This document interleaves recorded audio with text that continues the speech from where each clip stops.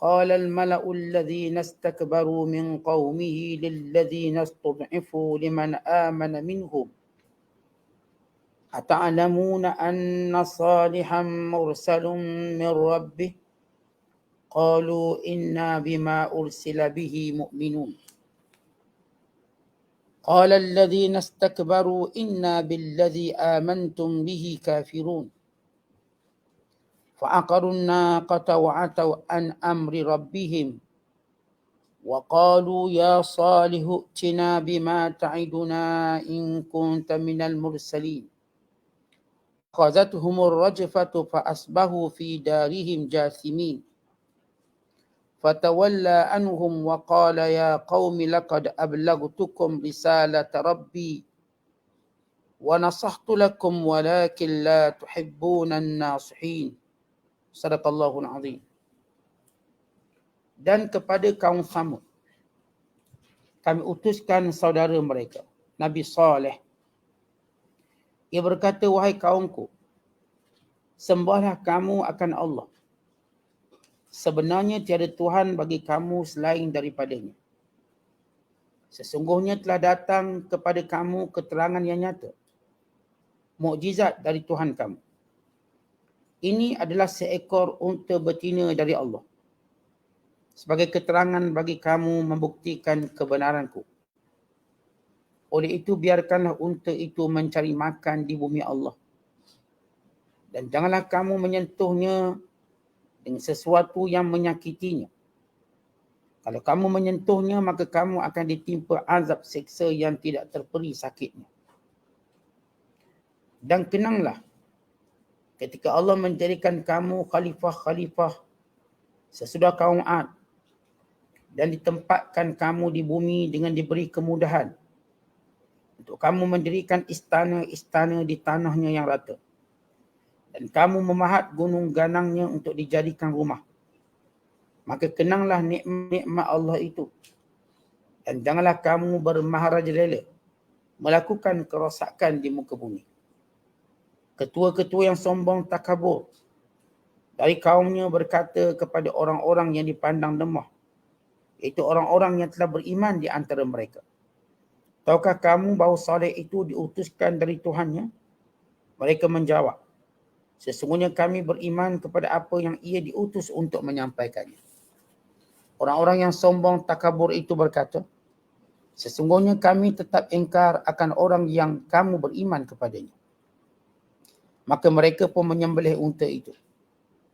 Dan mereka menderhaka terhadap perintah Tuhan mereka sambil berkata, hai Saleh, datangkan azab yang engkau telah janjikan kepada kami, jika betul engkau dari rasul-rasul yang diutuskan oleh Allah. Oleh itu mereka pun dibinasakan oleh gempa bumi. Lalu menjadilah mereka mayat-mayat yang tersungkur di tempat tinggal masing-masing. Maka Nabi Saleh pun meninggalkan mereka sambil berkata, wahai kaumku, aku telah menyampaikan kepada kamu perutusan Tuhanku dan aku telah memberi nasihat kepada kamu. Tetapi kamu tidak suka kepada orang yang memberi nasihat. Masih lagi kita berada dalam suratul A'raf. Surah yang ke-7 pada juzuk yang ke-8. Pada ayat yang ke-73 sehingga ayat 79. Ayat-ayat yang kita bacakan ini menceritakan dan mengkisahkan kisah Nabi Allah Saleh AS berhadapan dengan kaumnya Samud. Kalau sebelum ini kita menceritakan kisah Nabi Allah Hud yang berhadapan dengan kaum Ad dan bagaimana kehancuran kaum Ad bila mereka ditimpa dengan angin yang sejuk, yang kencang, ribut yang kuat sehingga mereka bergelimpangan jatuh bagaikan tumbuh-tumbuh kayu. Semua mereka mati, tidak meninggalkan keturunan, melainkan yang beriman di kalangan mereka. Maka Allah bawa lagi cerita kisah Nabi dan penentangan kaumnya. Tujuan penceritaan ini bukan sekadar untuk melaporkan, menceritakan sejarah. Sejarah yang tidak mungkin mampu diketahui oleh akal manusia. Dan tidak juga mampu mereka mengetahui melalui tanda-tanda ataupun melalui ilmu ekologi mereka. melalui penemuan fosil mereka. Kerana sejarah itu cuma dengan agakkan mereka. Mereka tidak tahu apa yang terjadi. Maka Allah Ta'ala menceritakan tentang kaum-kaum yang dibinasakan ini. Yang disebut sebagai Al-Ghabirah. Umat yang tidak meninggalkan apa-apa maklumat, melainkan dalam Quran menceritakan tentang mereka. Sebagaimana kaum Ad. Demikian juga kaum Samud. Yang berhadapan, yang Nabi Allah Saleh berhadapan dengan mereka. Dan di antara tujuan kisah ini juga untuk menunjukkan ketauhidan Allah, kekuasaan Allah, dalil-dalil keesaannya, serta menceritakan bagaimana tabiat orang yang menentang para nabi, para rasul, menentang kebenaran, menentang Islam, watak perangai mereka sama. Mereka ini menyembah Tuhan-Tuhan yang banyak. Mereka ini menyembah berdasarkan hawa nafsu, tanpa ada sebarang ilmu melainkan wasangka dan warisan nenek moyang mereka. Sedangkan nenek moyang mereka yang sebenar ialah para nabi yang mentauhidkan Allah. Sebenarnya keturunan mereka daripada keturunan yang mulia, para nabi, sehingga berlaku penyelewengan, penyembahan berhala. Maka kaum Nabi Allah Saleh, atau nama sebenar Nabi Allah Saleh AS, yang merupakan salah seorang nabi yang kita dah sebut berbangsa Arab. Kita sebut ada 5 nabi yang berbangsa Arab, iaitu Nabi Allah Ismail AS, Nabi Allah Shu'aib, Nabi Allah Hud, Nabi Allah Saleh, dan Nabi kita Muhammad sallallahu alaihi wasallam. Maka Nabi Allah Saleh merupakan daripada keturunan Samud. Daripada kabilah yang dimuliakan oleh mereka, yang dihormati oleh mereka. Dan kaum Samud ini nisbah kepada nama orang. Itu namanya Samud bin Athir bin Iram bin Nuh. Merupakan cucu ataupun anak cucu Nabi Allah Nuh AS. Tengah menyatakan ia daripada keturunan Sam bin Nuh, yang merupakan salah seorang daripada anak Nabi Allah Nuh AS.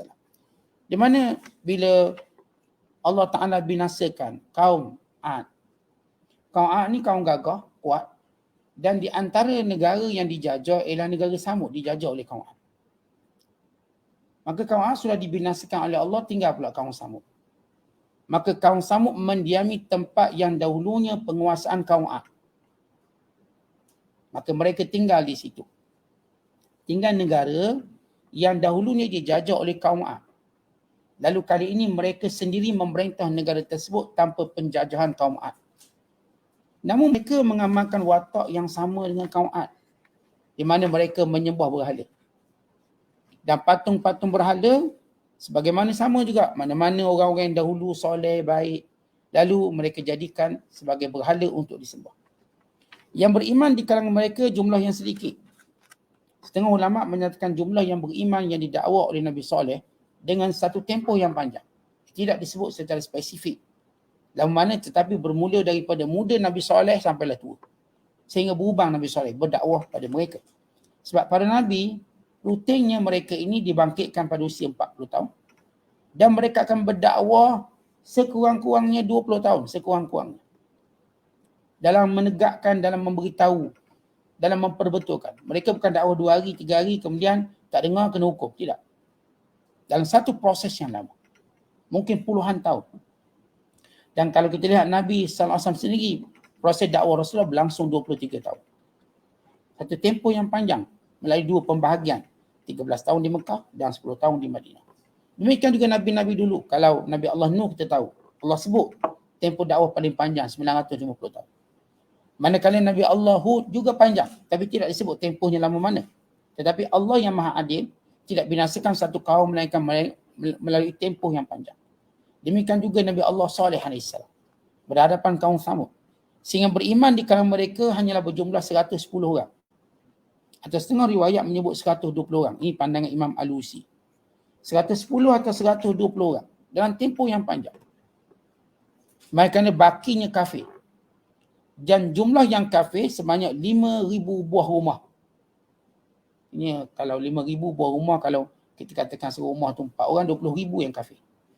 Dengan bahasa lain puluhan ribu kafir. Yang beriman hanya jumlah yang kecil, 100 lebih. Yang kebanyakan di kalangan orang-orang yang susah. Bukan di kalangan orang kaya, bukan di kalangan orang berpangkat. Walaupun ada sebahagian mereka yang berpangkat, seperti ketua mereka bernama Jundak bin Amri yang memeluk Islam sesudah dia melihat mukjizat Nabi Allah Saleh. Tetapi pimpinan-pimpinan yang lain semuanya kufur, tetap melihat itu bukan satu mukjizat. Khususnya peranan yang dimainkan pemimpin besar mereka bernama Zu'ab bin Amri bin Labid dan juga Khubab. Khubab iaitu orang yang menjaga berhala. Serta Rubab bin Sa'ar bin Jalhas. Ini pemimpin-pemimpin Samud. Mereka ini menghalang pemimpin-pemimpin lain untuk beriman. Walau mereka dah nampak kebenaran mukjizat Nabi Allah Saleh AS.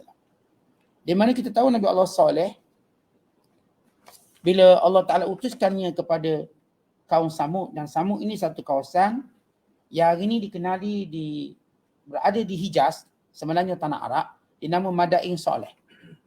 Ini kalau pergi Saudi, kita mungkin berpeluang ziarah Madain Saleh. Diberi visa untuk ziarah ke sana. Madain Saleh ialah peninggalan kaum Nabi Saleh. Di mana kaum Nabi Saleh mereka ini ada 2 buah rumah. Setiap orang ada 2 rumah. Satu rumah yang mereka bina di tanah rata, yang mereka akan duduk pada musim panas. Dan satu lagi rumah mereka akan pahat gunung ganang, menjadi rumah yang digunakan bagi menghadapi banjir dan musim sejuk. Musim sejuk yang bersangatan dan juga banjir yang mungkin menyebabkan tanah rata digenang air, lalu mereka berada di rumah yang dipahat gunung ganang yang masih ada sampai hari ini. Yang Allah sebut dalam Quran, wasamud alladhi jabus sakhra bil wad, dan kaum Samud yang memahat gunung ganang menjadi tempat tinggal mereka. Tuan-tuan boleh tengok dalam YouTube Madain Saleh. Banyak kisah di situ, peninggalan yang ditunjukkan yang telah dibuka untuk pelancong melihatnya. Walaupun begitu, kita akan lihat apa pandangan Islam dalam kita menziarahi tempat-tempat pelancongan yang dibalai oleh Allah. Disebut dalam satu hadis Nabi SAW, ketika Nabi dalam peperangan Tabuk pada tahun ke-9 Hijrah. Bila nak ke Tabuk ni, mereka akan lalu Madain ini. Lalu mereka berhenti di kawasan Tabuk. Dan mereka berhenti di satu kawasan namanya Hijir. Hijir ini tempat penginapan rumah-rumah kaum Samud. Lalu di situ ada perigi-perigi yang banyak. Lalu para sahabat pun ambil air. Mereka gunakan untuk memasak dan menguli tepung untuk dimakan. Ketika mana puriuk telah pun kita kata letak pada tungkunya, tiba-tiba Nabi SAW mengarahkan supaya air yang telah direbus itu dituangkan, ditumpahkan. Dan gandum-gandum yang sudah diuli jangan dimakan, tetapi cukup diberi makan unta. Bila Rasulullah diberitahu tempat tersebut ialah tempat kaum Samud dahulu yang dibinasakan oleh Allah. Lalu baginda berkata, inni akhsha an yusibakum mislama inni akhsha an yusibakum misluma asabahum fala tadkhulu alaihim. Aku bimbang kalau kamu ambil air mereka, duduk di tempat ini, kamu kena musibah macam mereka. Ini menunjukkan bila kita berada tempat-tempat yang pernah Allah binasakan, jangan suka-suka sangat di situ. Sebab dia ada laknat dia yang masih berkekalan. Laknat tu berterusan.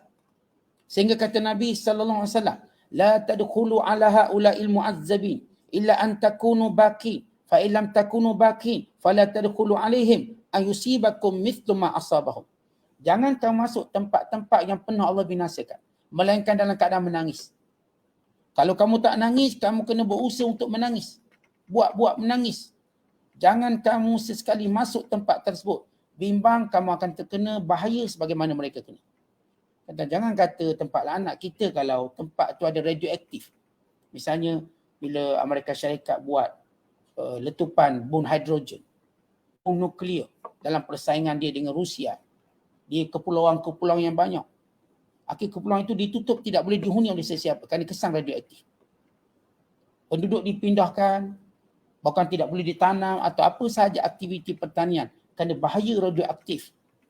Itu kesan daripada bom nuklear, bom hidrogen, waktu persaingan Rusia dengan Amerika. Ini kan laknat Allah lebih hebat daripada bom nuklear tu. Maka Nabi SAW menyuruh kita, jangan kita lalu pergi tempat yang penuh binasakan, melainkan kita ambil ibrah pengajaran. Jangan ambil selfie je, ambil gambar, ketawa, jangan. Nanti lekat perangai mereka. Nanti lekat kejahatan mereka. Nanti dibala macam bala mereka. Nanti ditutup. Hati jadi keras. Atau hati kita jadi keras waktu kita pergi tempat-tempat umpama. Jadi kalau kita nak melancong, kalau tempat-tempat itu pernah Allah binasakan. Tuan-tuan melancong kat Mesir, Piramid sebagai contoh. Tuan-tuan melanconglah kat Madain, katakan ada peluang pergi Madain. Tuan-tuan melancong di Sabak, di Hadramaut yang kita cerita semalam, Empayar Ahqaf di Hadramaut, kaum Ad, ataupun kaum-kaum yang pernah Allah Ta'ala binasakan, maka jangan masuk melainkan ambil iktibar. Ambil pengajaran. Biar ada seorang ustaz ceramah beri pengajaran. Supaya kita jangan lawan Tuhan, jangan lawan perintah Allah. Nanti kena bala macam gini. Bahkan bala yang menanti akhirat lebih dahsyat. Ini sepintas lalu tentang hukum menziarahi tempat-tempat yang pernah Allah Ta'ala binasakan. Kalau nak pergi juga boleh. Dengan mengambil pengajaran, dengan mengambil aktibar, dengan menangis bukan dengan suka-suka. Maka apabila kaum Samud ini dapat kemewahan yang hebat, mereka ada 2 rumah sekurang-kurangnya. Rumah di tanah rata, istana Allah sebut, istana di tanah rata dan istana di gunung ganang. Sehingga Nabi Allah Saleh AS mengajak mereka beriman sebab mereka ni menyembah berhala, menyembah patung-patung yang banyak. Waktu Nabi Allah Saleh mengajak mereka kepada tauhid, lalu dipersendakan dan diminta bukti, diminta ayat, diminta mukjizat. Lalu Nabi Allah Saleh berkata, boleh.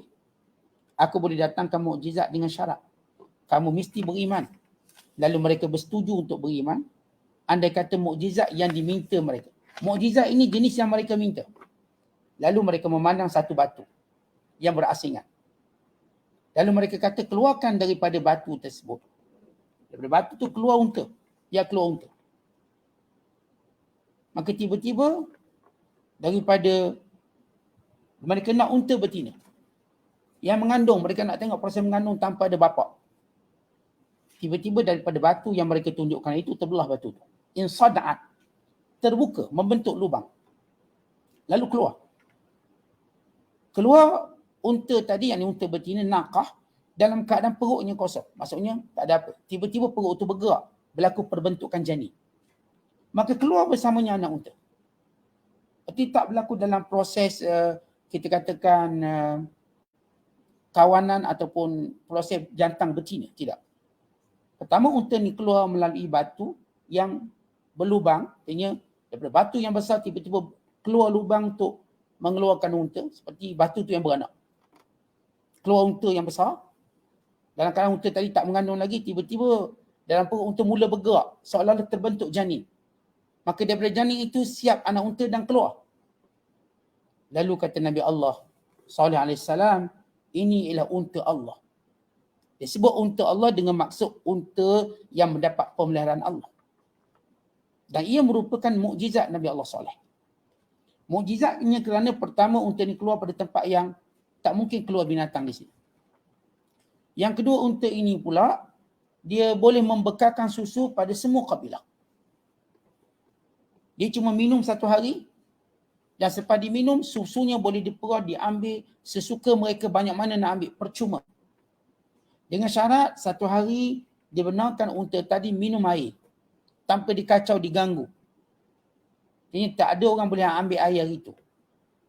Hari yang mana mereka tak boleh ambil air, mereka boleh perah susu sesuka mereka nak. Artinya digantikan air susu. Air satu hari, susu satu hari. Hari di mana mereka tak boleh ambil air, mereka boleh ambil susu. Hari di mana mereka boleh minum air, mereka boleh minum air, maka unta tidak akan mendekati sumber air tersebut.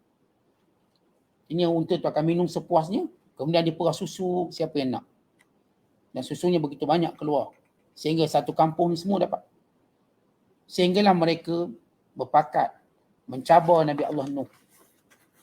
Merendah-rendahkan Nabi Allah Saleh alaihissalam sampai peringkat mereka berpakat untuk membunuh unta Nabi Saleh. Lalu mereka lantik pemimpin yang ni orang paling jahat sekali, samsin sekali, yang bernama Qudar bin Salih. Qudar bin Salih ini kita panggil macam ini dalam Tis'atul Rahtin, 9 orang celaka. 9 orang yang berpakat untuk membunuh unta dengan arahan tertinggi daripada kaum Samud. Mereka latih 9 orang pendekar-pendekar, ini 9 jahanam. Kita sebut 6 jahanam, ini 9 jahanam. Yang Allah sebut dalam Quran, tis'atu rahtin yufsiduna fil ard. Ini 9 orang yang melakukan kerosakan di muka bumi dengan membunuh unta Nabi Saleh. Mereka kepung unta Nabi Saleh. Lalu mereka membunuh untanya dan mereka membunuh anaknya. Tanpa sebab membunuh. Pada itu unta, dia tak buat jahat apa pun. Kalau unta itu bukan mukjizat sekalipun, katakan, unta itu tak aniaya mereka, bukan beri manfaat pada mereka. Beri susu pada mereka. Tak ada masalah apa-apa. Kemudian dibunuh pula anak unta. Dia punya kejam. Jahat. Anak unta pun tak salah apa-apa. Kalau mereka biarkan anak unta, pasti mereka ada peluang lagi. Tapi mereka bunuh semua. Kenapa? Kerana kesombongan, mereka nak cabar. Sehingga Allah datangkan musibah yang besar. Di mana Nabi Allah Saleh ketika mana melihat perbuatan yang melampau, Nabi Saleh bertemu dengan mereka. Baik. Sesudah mereka cabar, datangkan anak, kami nak tengok. Kata Nabi Allah Saleh, kamu tunggu 3 hari. Muka kamu akan berubah. Dan hari ketiga kamu akan dibinasakan. Kejadian itu mereka lakukan pada hari Rabu. Dan pada hari Sabtu mereka binasa. Pada hari Rabu muka mereka bertukar menjadi merah. Merah. Macam darah naik. Dan pada hari berikutnya, itu pada hari Khamis, muka mereka bertukar menjadi merah. Pada hari Jumaat, muka mereka bertukar menjadi kuning. Jadi kuning. Dan pada hari terakhir, hari Sabtu, di mana hari mereka dibinasakan, muka mereka semua bertukar jadi hitam. Hitam legam. Lalu datanglah kebinasaan daripada Allah. Satu tempikan yang kuat. Satu tempikan yang kuat diikuti dengan gempa yang kuat. Gempa yang kuat. Dan diikuti dengan, kita katakan, petir yang dahsyat sehingga memutuskan jantung mereka. Suara yang kuat dengan petir, dengan gempa, lalu mereka pun bagaikan Allah sebut dalam Quran, kahashimil muhtazir, bagaikan ranting-ranting yang dah repuk. Mereka ni mati macam ranting yang repuk, ranting yang repuk, habis mati belaka. Yang selamat hanyalah orang yang mengikut Nabi Allah Saleh seramai, ada kata 110 orang, ada kata 120 orang. Yang mereka bergerak, meninggalkan tempat dibinasakan. Bila mereka berpaling ke belakang, mereka lihat asap berkepul-kepul. Menandakan kaum ini sudah pun dikatakan datang azab. Kesan daripada kilat petir dan kesan daripada suara yang kuat, suara guruh yang kuat, halilintar yang kuat, yang memutuskan jantung mereka dan juga gempa bumi yang mematikan mereka semua. Yang tinggal cuma kesan-kesan peninggalan madain soleh. Maka ini kita katakan sinopsis daripada kisah Nabi Saleh. Kita lihat ayatnya. Bila Allah menyebut wa ila adin, Allah Ta'ala sebut wa ila thamuda akhahum salihah, dan kepada kaum Samud kami utuskan saudara mereka. Maksud saudara mereka daripada bangsa mereka, iaitu Saleh, Nabi Allah Saleh AS. Qala, lalu Nabi Saleh berkata, ya qaum, wahai kaumku, u'budullah, sembahlah Allah. Ma lakum min ilahin ghairuh, kamu tidak ada Tuhan yang lain. Isu yang mereka menyembah banyak Tuhan. Tentang yang membezakan Islam dengan semua agama, dan Islam cuma ada satu Tuhan, Allah yang Esa. Agama lain mesti dia akan buat ramai Tuhan, menunjukkan kebatilan mereka. Tak ada satu pun agama kata Tuhan cuma satu. Mereka tetap akan kata dua. Sama ada kata anak ke, ada bini Tuhan untuk menisbahkan. Qad ja'atkum bayyinatun min rabbikum. Telah datang kepada kamu keterangan yang nyata daripada Tuhan kamu. Yakni mukjizat dari Allah. Yang kamu minta datang. Hadhihi, ini dia mukjizat. Naqatullah, unta Allah. Bila sesuatu disandarkan pada Allah, menunjukkan kemuliaan. Seumpama kita sebut Baitullah, rumah Allah. Seumpama kita sebut unta Allah, maknanya kemuliaan. Unta ini ada kemuliaan. Naqatullah, yakni unta betina. Kalau kita sebut naqatun, unta betina. Ya, kalau unta jantan dipanggil jamal, jamalun. Naqatullah lakum ayah, bagi kamu sebagai tanda mukjizat yang kamu minta. Mukjizat ini tuan-tuan diminta. Bukan Nabi Allah SAW datangkan, mengikut Nabi SAW nak. Tapi apa yang mereka minta? Mereka berfikir suatu benda yang mustahil. Sebab mereka kata apa mereka nak. Supaya Nabi Allah SAW tak boleh buat. Apa dia keluar unta daripada batu. Oh, itu tak mungkin boleh buat. Dan minta pula unta betina. Biar unta tadi ada susu. Dan minta juga unta tadi boleh mengandung tanpa ada jantan. Itu yang mereka nak. Menunjukkan bahawa kaum mereka ini tidak mempunyai unta. Unta ini menjadi unta mukjizat. Mukjizat Nabi Allah Saleh yang begitu besar, yang mengeluarkan susu. Sebab kalau mereka ada unta, tak ada nampak mukjizatnya. Mereka boleh perah susu unta mereka. Ini salah satu unta menjadi bekalan kepada susu mereka ataupun minuman mereka. Fadharuha, kata Nabi Allah Saleh, maka biarkan unta ini ta'kulu fi ardillah, untuk makan di atas muka bumi Allah ini. Di mana Nabi Allah Saleh buat perjanjian, satu hari dia makan, satu hari kamu boleh ambil susu dia. Dan jangan kacau dia. Hari dia makan jangan kacau. Dia nak ragut rumput, dia nak minum air, dia bebas ke mana-mana, jangan kacau. Dan pada hari yang kedua, dia tak akan ke mana-mana, duduk tetap untuk diperah susu oleh kamu. Dan kamu bebas untuk pergi ke tasik dan pergi ke Sumbai dan sebagainya. Wala tamassuha bisu, jangan kamu cuba sentuh dengan tujuan yang jahat. Sentuh pun tak boleh. Jangan kata bunuh. Kalau pergi nak lempang belakang punggung dia pun tak boleh. Apatah lagi yang mereka buat ni lebih teruk, bunuh. Fayakhudhakum azabun alim. Bila kamu menyentuh dengan cara tidak baik, kamu akan ditimpa dengan azab yang pedih. Wadhkuru, sesudah Nabi Allah SAW sebut mukjizat dan bawa bukti-bukti akal, bukti-bukti alam, bukti-bukti tentang Tuhan itu satu, lalu dibawa mukjizat yang mereka kehendaki, maka Nabi Allah SAW ingatkan mereka nikmat yang mereka dapat. Wadhkuru, ingatlah kamu semua, ija'alakum, ketika Allah memberikan kepada kamu khulafa, sebagai pemimpin-pemimpin, min ba'di 'ad, sesudah kaum 'ad. Kita dah sebut tadi, tempat mereka duduk dulu, zaman dulu ditakluk oleh kaum 'ad. Bila kaum 'ad dibinasakan, negara mereka merdeka. Lalu mereka boleh memerintah sendiri tanpa ada penguasaan daripada kaum 'ad. Mereka menjadi bebas, independen. Maka ini nikmat. Allah berikan kamu merdeka daripada kaum 'ad. Wa bawwa'akum fil ard, dan Allah tetapkan kamu di muka bumi ini. Yang menetapkan kamu di tempat yang subur, di tempat yang ada hasil mahsul yang banyak. Tattakhizuna min suliha qusura, di tanah rata kamu membina istana. Allah nak tunjuk mewahnya mereka. Rumah mereka disebut istana. Artinya bukan rumah biasa, bukan rumah setinggan, tak ada rumah setinggan. Mereka ni membina istana, qusura. Kita biasa istana ni raja. Raja je bina istana. Tapi Allah nak beritahu rumah-rumah mereka ini semua sebesar-besar istana. Semua rumah mereka ni sebesar-besar istana. Qusuran, nikmat yang hebat. Wa tanhitun, kemudian kamu boleh pula memahat al-jibala buyuta, memahat gunung ganang menjadi bukit, menjadi rumah pula. Ni gunung ganang yang terbentang di hadapan kamu, kamu pahat jadikan dewan, kamu pahat jadikan rumah bertingkat-tingkat, 2 tingkat, 3 tingkat.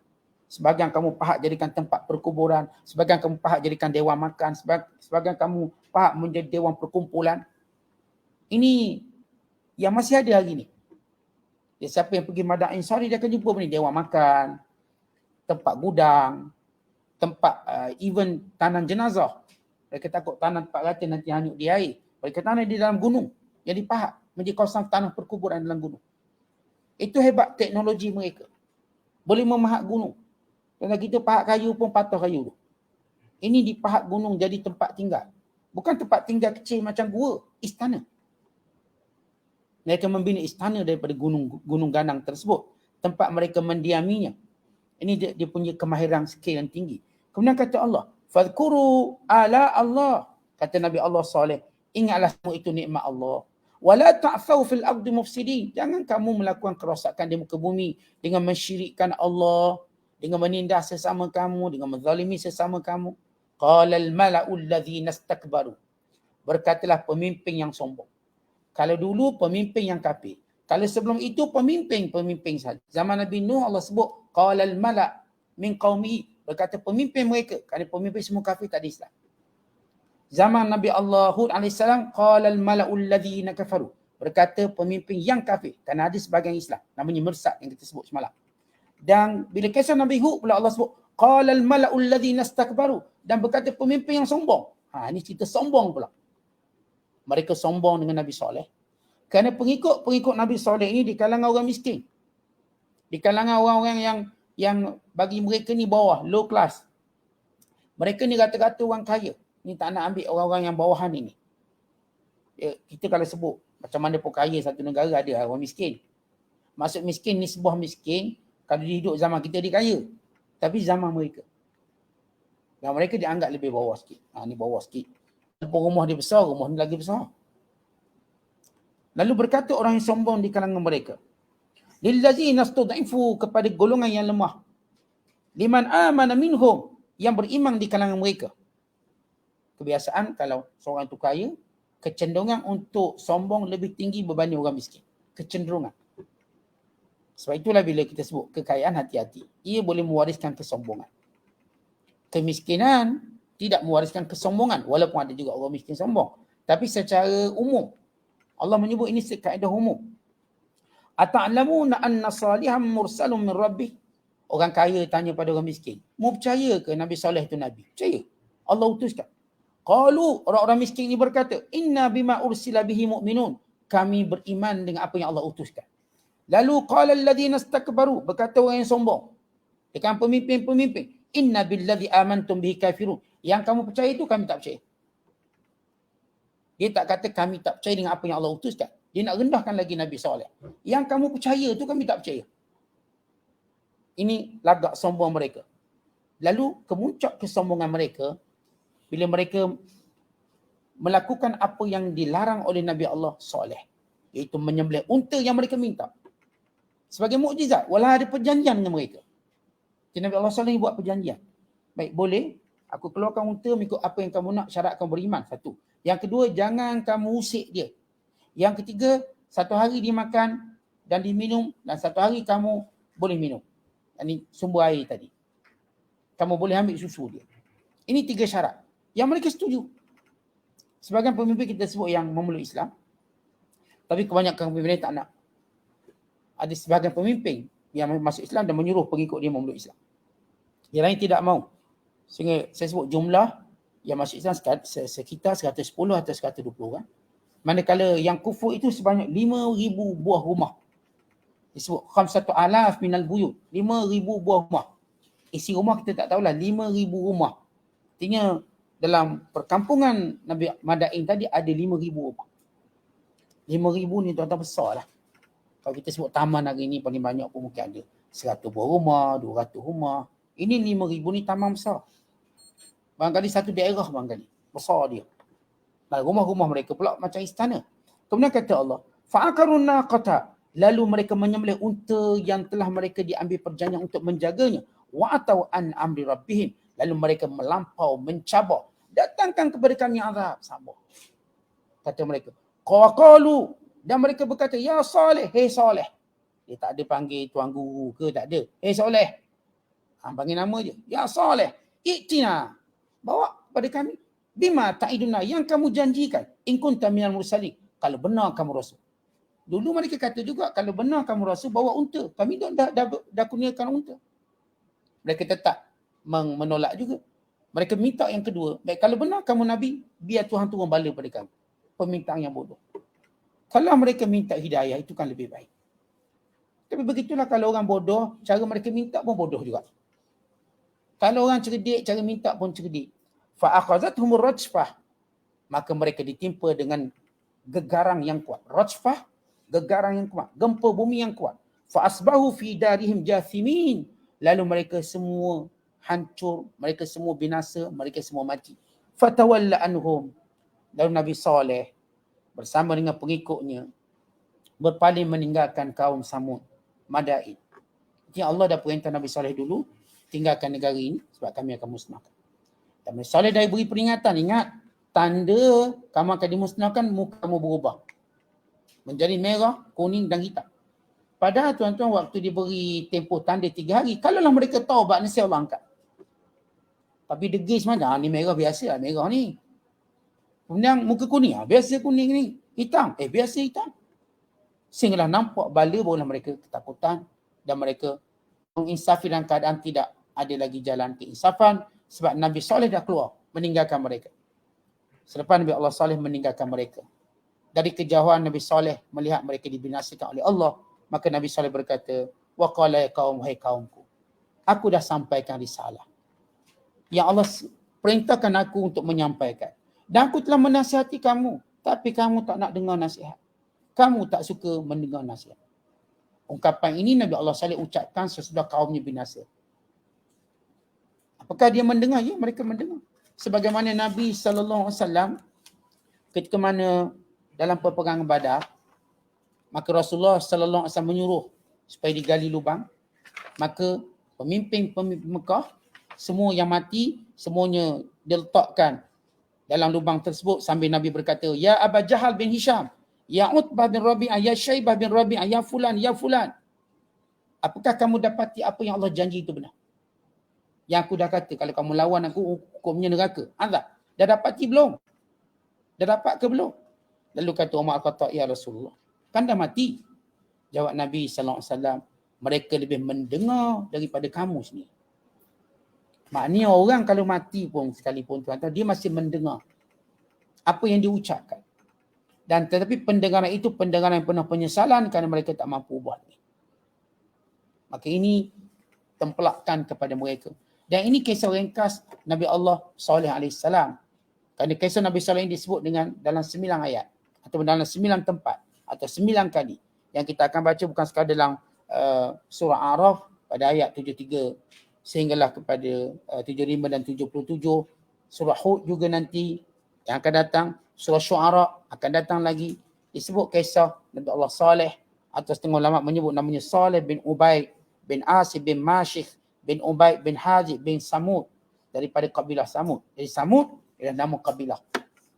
Dan oleh kerana mereka kufur pada Allah, demikian kesudahan baiat baik kaum Nabi Nuh AS. Dan nanti kita akan cerita pula ke kaum Nabi Lut. Yang kesemua mereka watak dan ceritanya hampir sama. Mengkufurkan Allah, menyembah berhala-berhala. Dia sampai ada kemungkaran yang tertentu yang mereka lakukan. Yang kita akan ceritakan nanti. Wallahu a'lam bishawab. Assalamualaikum warahmatullahi wabarakatuh.